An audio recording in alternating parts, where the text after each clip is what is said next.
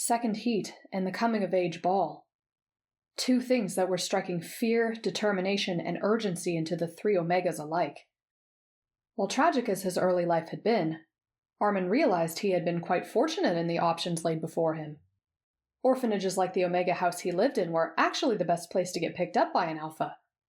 House mothers, usually betas or mated Omegas, protected their own, had requirements such as age restrictions and proof of income on the alphas. Matchmating houses, while fun-sounding in concept, were a bag of unknown by comparison.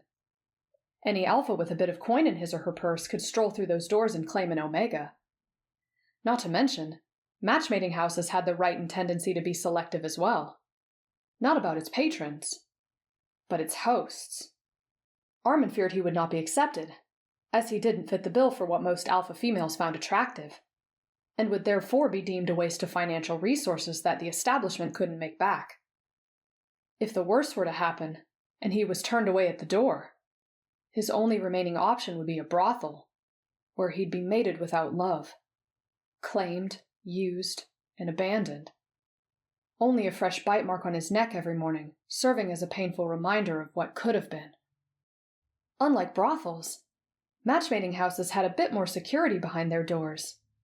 Alphas would come from miles around to not just find an Omega to share their bed with, but to secure a mate. They had waivers to be signed before entering. If an alpha were to, say, find themselves at the behest of their urges, lose self-control, and mark one of the Omegas, said Omega was theirs, and the alpha had to pay for it one way or another. Those who break the rules and can't pay either must finance their Omega or be imprisoned, wherein the Omega would return to the ownership of the house.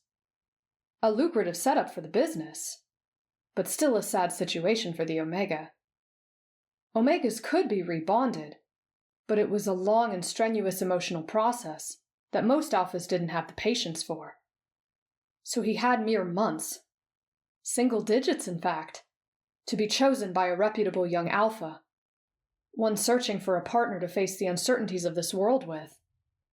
Lucky ones like Marco were bid upon before they even came of age, and had a home to call their own before they even braved the uneasy streets of this town. That was the lofty goal he had to reach. This could be my last chance. Armin looked at Bertolt, who appeared to be wearing an equally serious expression as he was. All of our last chances. Now, Armin didn't want to be selfish, but he secretly knew that Bertolt would do much better at a matchmating house than he would. Did he plan to undermine the alpha's affections for him? Of course not. He would never do such a thing. But he also had no intention of backing down either. He would try to please this alpha with every fiber of his being. The others didn't dream to be loved by their alpha. Armin did. He dared to dream of it. Improbable as circumstances it may be. Oftentimes, Omegas were purchased in groups. There was always a chance he'd have to share an alpha, or be shipped off to a new place where he wouldn't know the language or culture. A domestic little one-on-one with an alpha who loved him, and with no significant age gap, was unlikely. So most of the Omegas would imagine instead living in the lap of luxury, being provided for by their alpha, regardless of the love and attention. But that didn't satisfy Armin. He wanted to be held, to pledge his daily love for her, to cook and clean and organize, anything to make her life easier, prove that he was worth the money she'd pay for him. He planned to pleasure her in whatever way he could. They could see the world together, and he could protect her. Not in the way an alpha protects, of course, but protect her from emotional turmoil. Let his words and body be a gift of comfort to her. Make her privy to bad company. The perfect support role.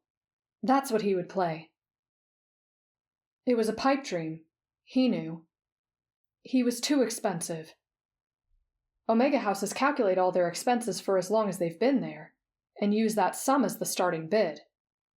And Armin recalled being rather sickly in his young teen years. Those medical bills would be high.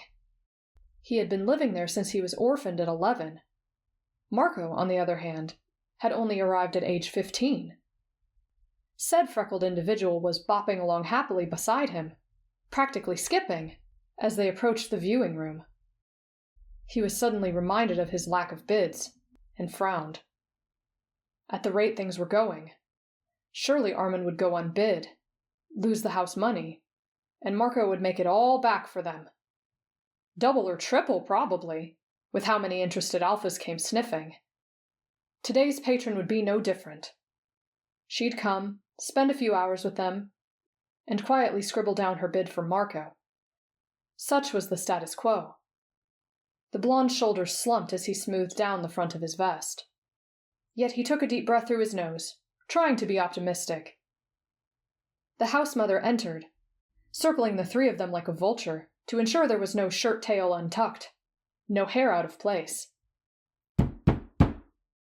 A knock at the grand doors, followed by a loud creak of the hinges. And then he smelled it. A scent so paralyzing he'd forgotten where he was, and what on earth he'd been fretting about.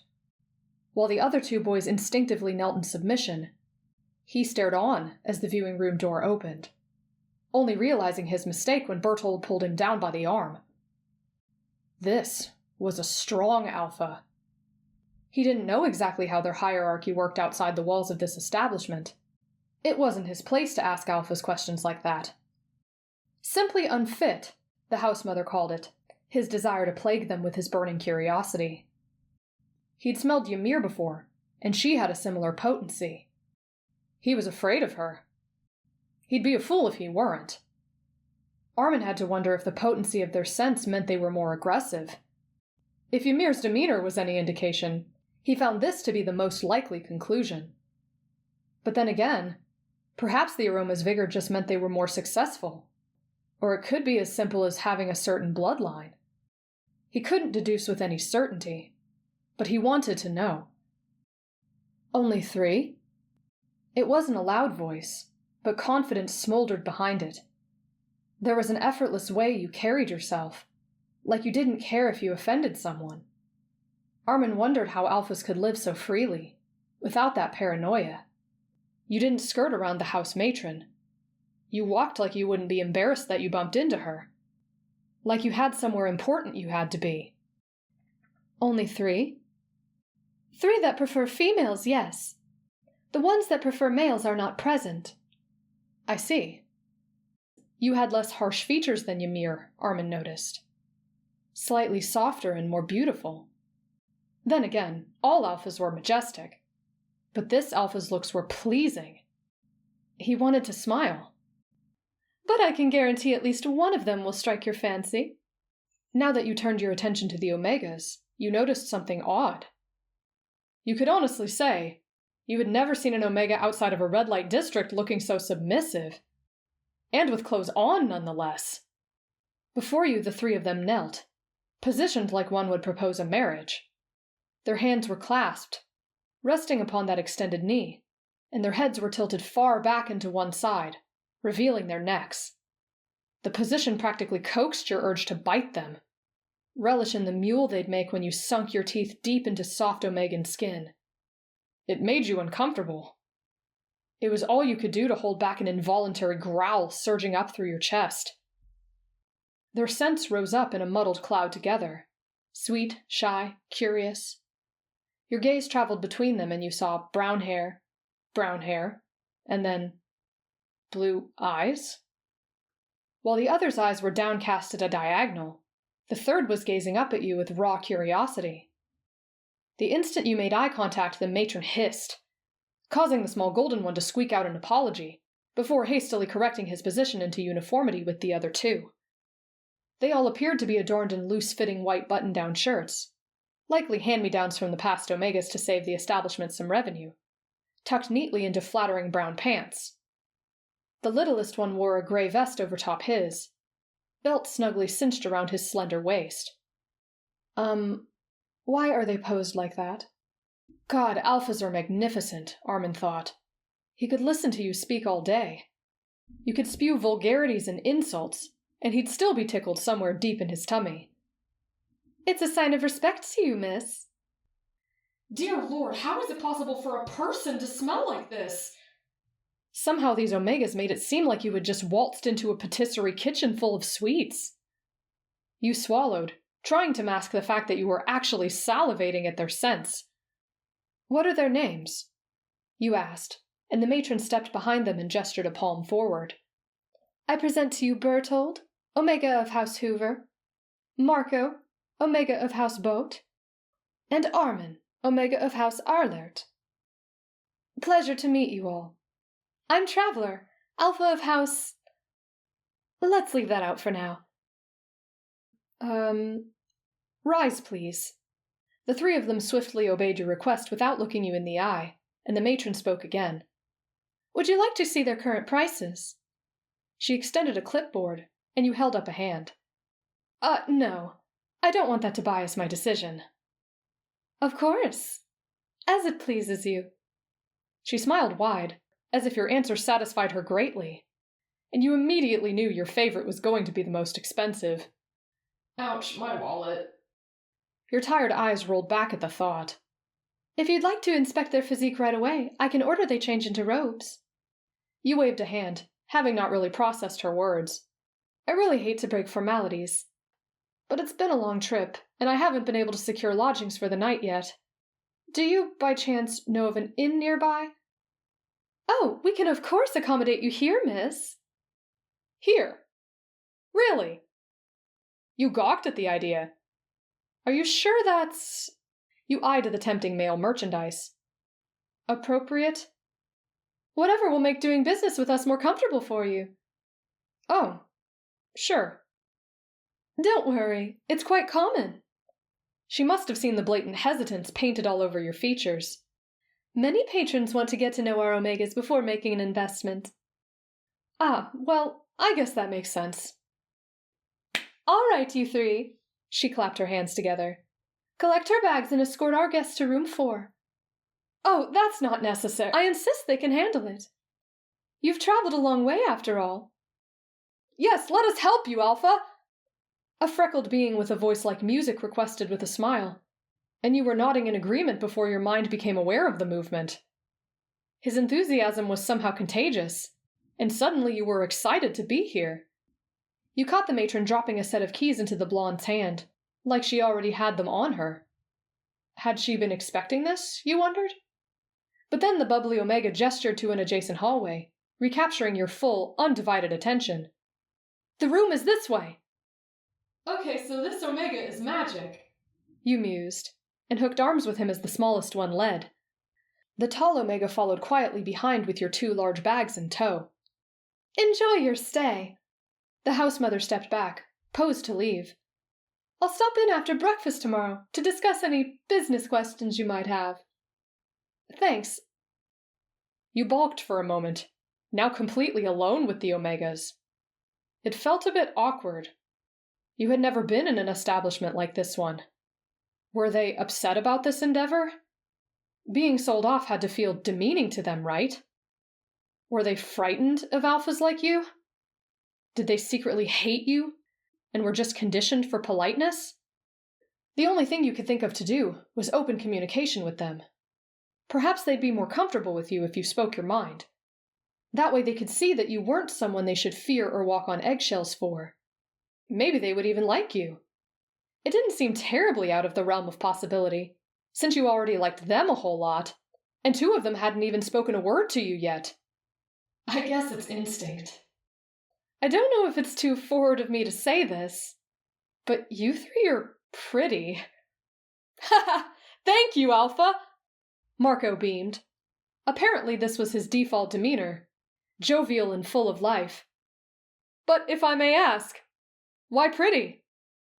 It's hard to describe. Like you all just look so soft and nice, and I just want to cuddle and protect you. Is that weird?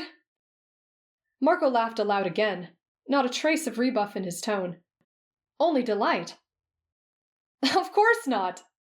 That is our goal, after all. But look at you. I mean, seriously. Do other alphas tell you how gorgeous you all are? I feel like you should know.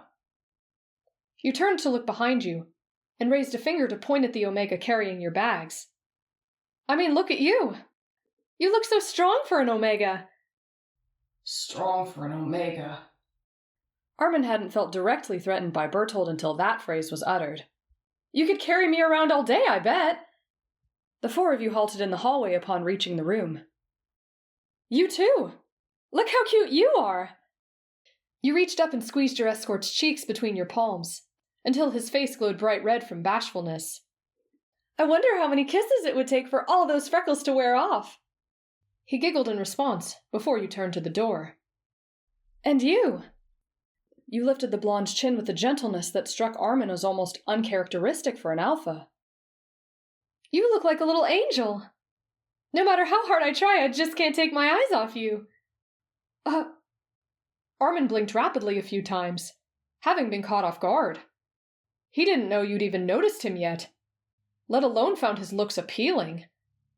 A tiny smile pulled at the corners of his lips, and you returned it as the pink crept its way up his cheeks. That's nice of you to say, Alpha. He tucked his chin sheepishly, slightly resisting the lift of your fingers. I'm flattered. Good grief, this one's voice was beautiful too. Armin, she said his name was?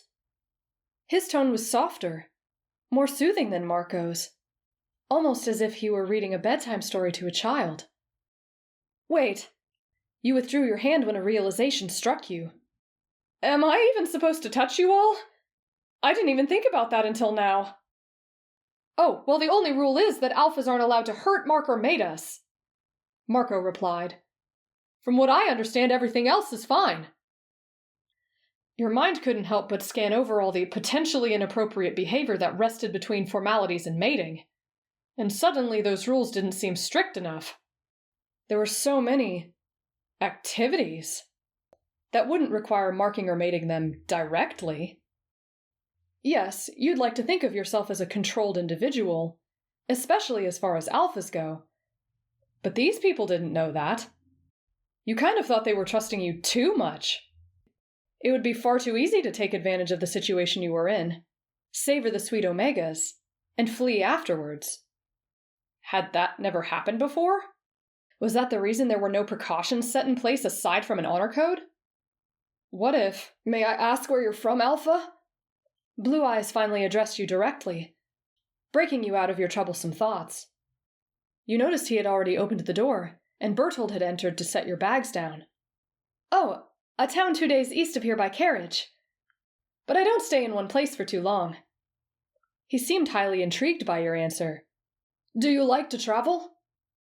Well, I travel a fair amount for work, but I don't get as much leisure out of it as I would like. Armin opened his mouth to inquire further, but was cut off by Bertolt clearing his throat pointedly. We'll let you get settled in, Alpha. You must be tired from the trip. If you like, we can call on you in the morning. That sounds nice. Rest in a hot bath was something you were definitely craving at the moment, although a piece of you didn't want to be parted from these ethereal creatures any longer than was strictly necessary. We'll leave you to it then. Good night, Alpha. The three of them smiled and bowed out through the door, leaving you in solitude. After their footsteps vanished, you noted how quiet the grounds were, despite their vastness. A king bed sat in the center of the room between two high windows, overlooking the terrace. Stars twinkled in the midnight sky, and you flopped onto the lush comforter with a sigh. How on earth would you possibly make such an important life decision in only 3 days' time?